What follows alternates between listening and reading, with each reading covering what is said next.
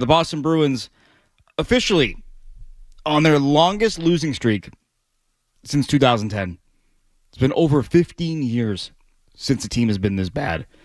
And even then, they made the playoffs.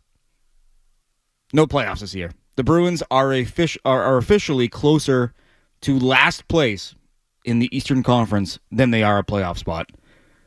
Closer to Buffalo than last place, or than a playoff spot. It's been crazy. It's been insane. And I think if you're a Bruins fan and you're waking up right now and you're listening to this show, I join you. I join you in the misery. I am not a mentally well human being. I'm just not. Like, in general, I'm not. I'm not a mentally stable person. Mainly because I let a hockey team dictate my mood a lot of the time. I'd like to think I'm a good person and I can hang in there. I do everything. I've been miserable. I have been so angry and mad at the world because this team is infuriating. It's not just, okay, they sold. Okay, yeah, they should be bad. I get it. They traded off their captain. They traded off their de facto number one defenseman in Brandon Carlo with McAvoy and Lindholm being out. They traded Charlie Coyle. They traded Trent Frederick. They traded Justin Brezzo. The latter two, whatever. One was hurt and the other one was playing like absolute crap, so who really cares? But anyways, when you sell, you should be bad. Are you losing 7-2 and 6-2 bad? Like, that's the part that I don't like, right? Like, I understand the spot they're in. Losing is best for the franchise. But this is just bad. This is the kind of like demoralizing kind of losses where you learn nothing. I want to know where guys like Casey Middlestad fit in. I want to know if Marat Hutsadinov is going to be a player for you down the road. I want to see Mason Lowry take advantage of the minutes he's been given and show you that, wow, he can be a real top 4 offensive-minded defenseman in this league. I'm learning nothing. When you get your ass kicked every night by 4 or 5 goals, you don't feel good about anything. There's nothing you look at and go, yep, building block. I feel good about that. And that's where the Bruins are right now. It's been demoralizing. It's been borderline humiliating. It's been embarrassing. You can lose. I understand losing. It's best for the franchise. Hey, all right. Michael Misa, can't wait. If your ping pong balls bounce your way, awesome. You got a franchise piece. But, man, does it have to be this ugly every game? Can I see something? Because right now, when you have these kind of losses and you have a coaching staff that just really can't coach anybody up, it feels like, that's when you teeter towards, all right, is it time to clean house? Like, what do we have here? What are we looking at? And I think we all acknowledge the spot that Joe Sacco and his staff are in right now, but they made it a point to go out and get Jay Leach, who was coaching the defense in Seattle. Have the Bruins built up a defenseman this year? Have they taken a defenseman that you look at and go, okay, that guy, you know what? He's playing well. All right, they're building him up. Like, that's part of this, right? Is that you when you have losses like this, you begin looking at the whole thing going, is the whole thing rotten? Do we got to start completely over? And I don't think they do, like, on the ice, but, like, you can't have... Listen, they're going to lose, but you can't lose by 5 goals every game, 4 goals. You're not that bad, right? Like, there's got to be a sense of pride there. And I think what bothers me as an observer, a group of fan, I cover the team now, is that after the Florida game, their best win of the season, they come back. After the game, it's rah-rah, it's Mason Lowry, it's Nikita Zadorov talking, yeah, we believe in here, and we want to show people that, you know, we got something to prove. And they lose 7 games in a row after that? And they're not just losing them, they're losing them by like 1 billion goals.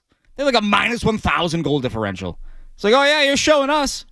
Like that part of it, like there's obvious limitations here, but there is a pride element out of all this that I think has not been there, and that is what's frustrating. I think fans will accept losing, but you got to see some fight. You got to see some energy.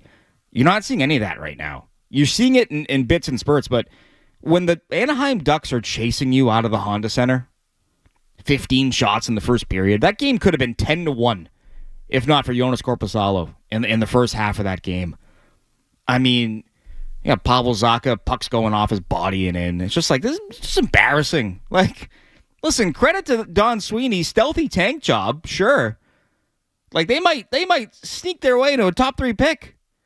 But oh my goodness, can I see some fight? Can I see some pride? Can I see something that makes me go, ooh, all right, I didn't love it, but it's better than whatever I've been watching. That's where I'm at right now. 617-779-0985. Where are you guys at, temperature-wise? I think we all know that, like, they're sellers, so they're going to lose. But again, does it have to be by this much? Does it have to be a horror movie? Does it have to be Friday the 13th, Part 8, Jason Takes Manhattan? Like, do I have to get my head dunked in a tub of acid? Can I just lose? Can I have like a shootout loss? No, just a regulation loss.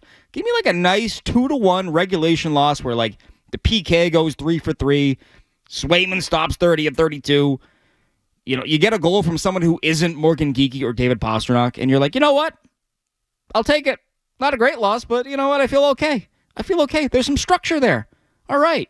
Word up. We'll take it. I'm not getting that right now.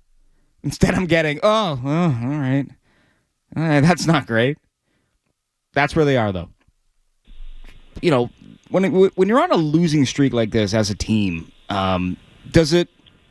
what is the mentality like, and how do you kind of battle through something like this? Because we haven't seen this in Boston in over 15 years now in terms of a losing streak this long. Well, the thing that worries me is, I mean, besides the obvious, right? You're struggling in every area. You've struggled in every area most of the season. I mean, let's be honest, right? Whether it's special teams or this 5-on-5 scoring, whether it's protecting the middle of the ice. I mean, it's been ugly most of the year. And, you know, now it's starting to spiral. And the thing that really concerned me, you traded some really good people out of that locker room, some guys that you considered leaders. You know, your captain and guys that were wearing letters because McAvoy was out, right? So you had other guys that were wearing letters, and whether it was Coyle, Carlo, and you've traded these guys out of the room. So I think when you're on a losing team, and unfortunately I've been on a losing team, you start to get, you know, little clicks, right? And you know who's talking to who in the locker room, who's kind of who's hanging out on the road, and on a road trip, it might even be worse because you're not around your family. You're just with the team, and it's losing. So who's hanging out with who? And you start to get, you know, fractures, and that's what concerns me a little bit. And it concerned me as soon as the trade deadline hit. You know, who's going to be the leader? Where's the leadership going to come from? So it doesn't have to be one person. And you got McAvoy that's still out of the lineup. So, you know, and David Pastrnak has carried this team most of the year. I mean, you just look at the numbers, the sheer numbers of what he's done this season. And the next closest guy, we talked about that last week, right? And now, as he said, I mean, it's hard to criticize him this year, but he struggled the other day, right? He was -5. I know he had a goal 5-on-3, but he was -5 and he had a couple of turnovers. And if he checks out, you know, where is this team right now? And that's kind of the way it looked the other day. And like I said, hard to criticize him because he's had such a fantastic year. But if he's not on top of his game, this team really, you know, where's that fight that you know you're looking for? Where's the will? Where's the, you know, I've had enough losing. Well, we're going to turn this thing around. And that attitude, it really just has not come out enough. And you know, early in that game against Anaheim, just specifically that game, the last 3 games, right? The last 3 or 4 games, they've had a manageable game. It's been either 1 goal deficit or a tie game, and then all of a sudden it just completely falls apart. And that's the mentality, right, of this team, and the kind of mental weakness, I guess, of this team right now. Yeah, it's interesting when you mentioned Pastrnak watching the post-game coverage on Wednesday night.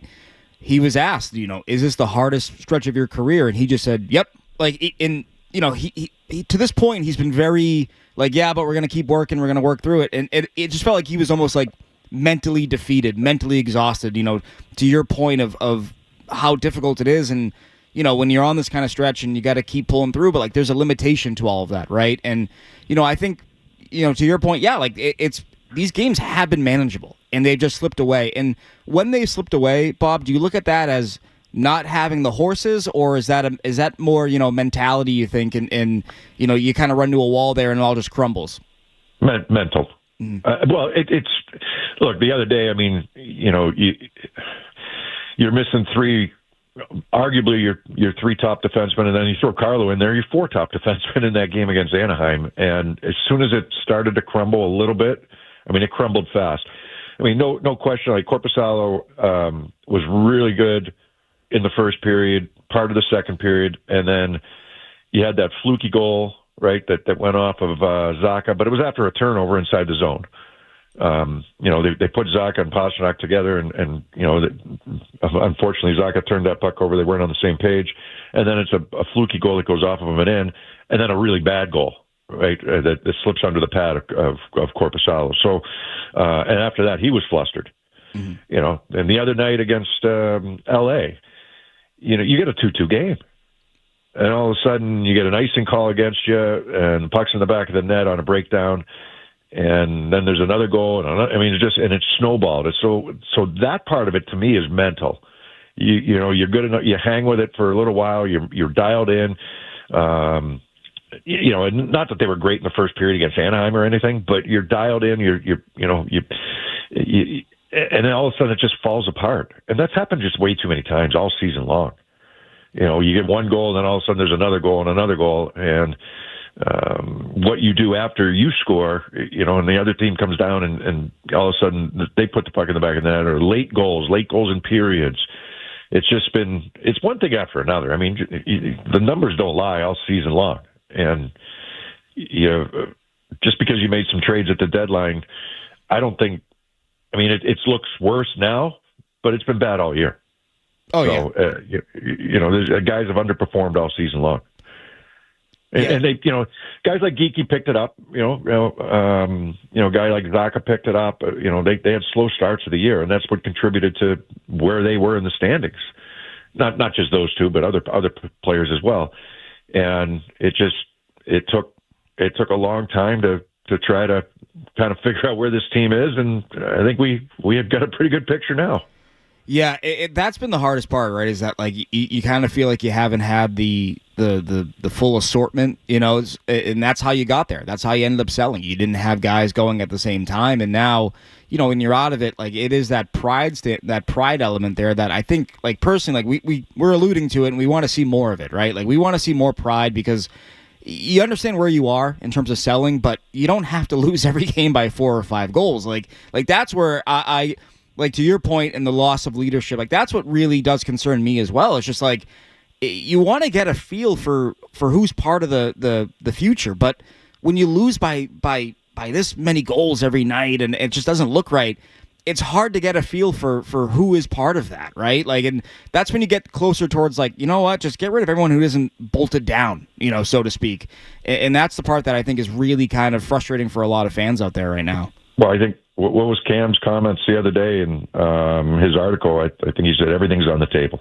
Right. I mean, that's just, there was a time where I felt that, everybody's possible, before the deadline, we were talking, okay, everybody except maybe, 3 guys.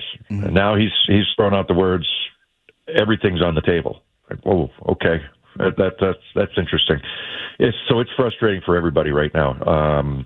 And it's so frustrating for the coaches who are trying. They work their butt off every day to, I watch their work ethic. I watch they do. They haven't quit, but, they also know the reality of it. The players, when you have games, like we said, that are manageable and, you've got an opportunity for points and all of a sudden you fall apart, completely fall apart. And I think that's the most frustrating part of it. So, and to me, yes, you don't have the horses. Definitely. We know that. But it's also, I think mental is a big part of that. Bob, going back to the Sunday night game in L.A., we see the incident, so to speak, between Darcy Kemper and Jeremy Swayman there getting to center ice. Yeah. I'm very pro. If 2 guys want to go, let them go. Is there a reason why they will not let goalies fight in the NHL anymore? No idea. Yeah. No idea. I think it's silly. Like that they jump in there. Well, why? It's nobody's jumping anybody. Nobody's getting the better of anybody. It's two guys that decide. And you're a Bruins team that's frustrated, right? Swayman's been frustrated all year. We know that. I mean, he puts on a good front, and I know it, but he's got to be frustrated. He's not happy about the way he's playing. He's not happy about the way the team's playing, and his guy gets, Kemper grabs. I can't even remember who it was. Husudinov. Hosudinov, thank you. And then, so yeah, I mean, he's wanted that for a while. He's been looking for that for a couple of years. So, but just let him go. Get it over with. Like, get the frustration out. I don't understand why the referees have to jump in. I have no idea. That you'd have to ask them. You'd have to ask the league. But every person in that building was on their feet. Every person in that building was on the feet. They wanted to see it. So, I don't know. I don't get it. And the problem with Swayman, unfortunately, after that, it kind of imploded. Right? Yeah. He had some bad goals go in, and he knew it. And just like the other night, Korpisalo played great for a little while, and all of a sudden, some bad goals go in, and now it's just that's the mental part of it. I think for those guys. But I had no problem with what Swayman did. But after that happens, now you got to stop pucks, and unfortunately, he wasn't able to. No, it was like worst case scenario. He doesn't get the fight, and then he gives up, I think, 4 goals in the next 7 shots. I want to say that. Yeah. It's just like that. It's like, all right, well, that's not going to win anybody over. Tonight's game in Detroit, they wrap up the road trip. Generating shots has been a struggle for this team. Is that the number one thing entering tonight's game against the Red Wings? Well, I don't know if it's number one. I mean, it's just there's a lot. There's a lot. That's got to be number one. It feels like. Yeah, I just think that. I don't care if you get 10 shots on goal, win a game. You know what I mean? Like, just whatever it takes to win a game. If you got to lock it down defensively and win a game 1-0, I've just been saying that all year. Who scores for the Bruins? I mean, really? If it's not Geekie or Pastrnak gets his goals and Geekie gets his goals, but there's not a lot of other scoring that's going on. So, why not win a game 1-0? In Detroit, they've had their issues here the last couple of games as well, but they started to break out of it last game. We watched them play against Ottawa last game. They almost came back against them after a really terrible start, but they're dangerous offensively. So you got to be careful tonight. I mean, you can get blown out if this team explodes. It's happened here already on this trip. I mean, look at the numbers on this road trip. I know it's 7 in a row overall, but it's been 4 in a row on this road trip, and the numbers just are not good in terms of how you've lost these games. So a little bit of pride, a little bit of I've had enough, leadership from somewhere, and that's what I'm looking for tonight. If you lose a hard-fought 3-2 game, well, maybe I can live with that a little bit better, than some of these blowouts when you mentally kind of break down as the game goes on. Yeah, to your point, Bob, they've been outscored 21-6 over this 4-game road trip. I mean, it's just been, it's just not hard close. to watch. It's hard to watch. No, that's been the hardest. Like you just want to. Again, we understand where they are, but you want to have something to feel good about. Right now, when you're losing 6-2, 7-2, 5-1, you're not feeling it. It's just there's nothing outside of these little pockets of play that you mentioned where the game is manageable for a while before it falls apart. It's just hard. San Jose, it's 1-1 late in the game, and then you get a kind of a fluky goal against you, right? LA 2-2, second period after Geekie scores. And then it falls apart. The game against Anaheim was a 1-goal game, I believe, right after Pastrnak scored on the 5-on-3 in the second period, and then it completely falls apart. So even though you're not dominating those games, you're getting outshot, maybe outplayed a little bit. You're right there, right? And you turn your game around, you start to get better. You're right there, but. The third period against Anaheim was a pretty good period, but by that point the game's over. That has to happen earlier. Yeah, that's that's what I want to see. That's the biggest difference between these games. It feels like, like the Ottawa game, they're kind of right there. But if that Lowry goal happens, now it's a 1-goal game, I believe, through 40. You're feeling a little bit better, a 2-goal game, whatever it is. But these things, as you mentioned, fall apart, and then it's like, okay, it's garbage time now. Best of luck to you, Bob. Tonight, 7:30 pregame.